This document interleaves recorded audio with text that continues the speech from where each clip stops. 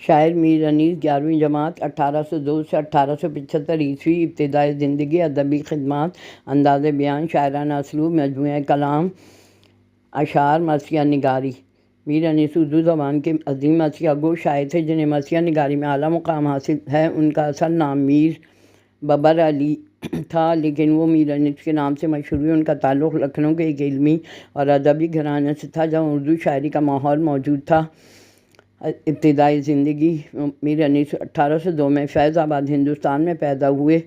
ان کے والد میر مستحسن خلیق خود ایک معروف شاعر و ادیب تھے۔ انہوں نے انیس کو ابتدائی تعلیم دی۔ انیس نے فارسی اور عربی میں مہارت حاصل کی اور جلد ہی شعر و ادب میں دلچسپی لانا شروع کیا۔ ادبی خدمات میر انیس اردو مرثی کی روایت کو نئی بلندیوں تک لے گئے۔ انہوں نے مرثیہ نگاری کو محض ایک مذہبی صنف سے نکال کر ادبی صنف کا درجہ دیا۔ ان کے مرثی میں انسانی جذبات، جنگ کے مناظر، کربلا کے واقعات کو ایسے انداز میں پیش کیا گیا کہ پڑھنے والے پہ گہرا اثر ہوتا ہے۔ مرثیے کے موضوعات میر انیس کے مرثیے کربلا کے واقعات، امام حسین کے ساتھیوں کی قربانی، حق و باطل کی جنگ کو موضوع بناتے ہیں۔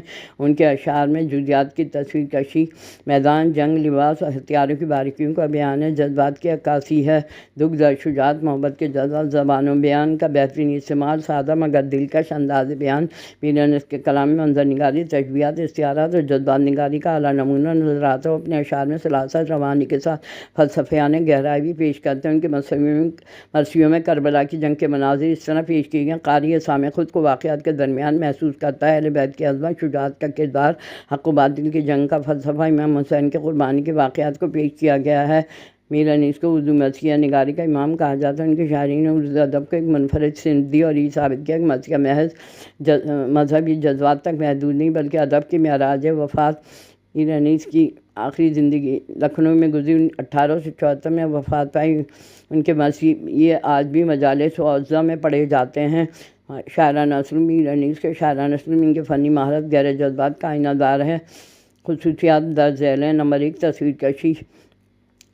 ان کے اشعار میں تصویری انداز نمایاں ہے۔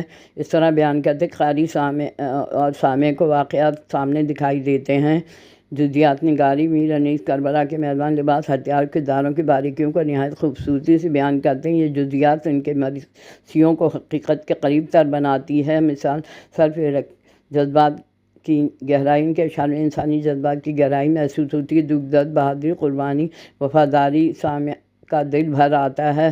دنیا میں زبان و بیان میر انیس نے آسان مگر پر اثر زبان استعمال کی۔ ان کے اشعار عام فہم ہونے کے باوجود گہرے تشبیہات و استعارات کا بھرپور استعمال ہوتا ہے۔ غضب، ردیف و قافیے کی خوبصورتی میر انیس کے مرثی میں ردیف و قافیے کا استعمال نہایت مہارت سے کیا گیا ہے، جو اشعار میں موسیقیت اور روانی پیدا کرتا ہے۔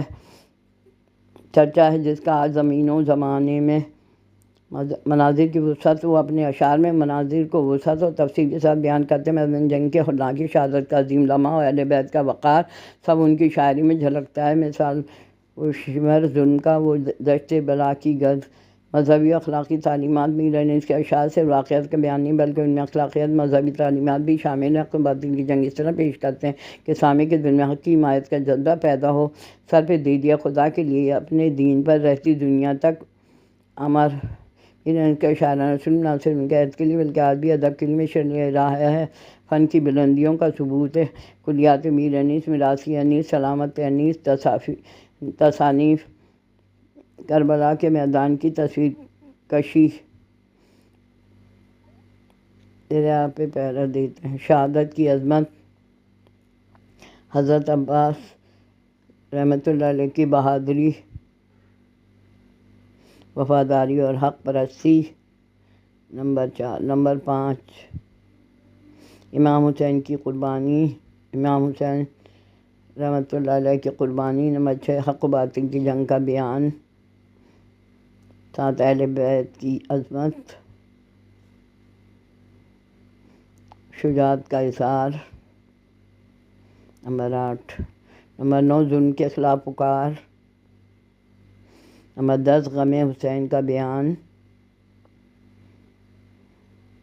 میر انیس کے اشعار ان کی مہارت، جذبے اور شاعرانہ فن کا اعلیٰ نمونہ ہیں، دل پہ گہرا اثر چھوڑتے ہیں۔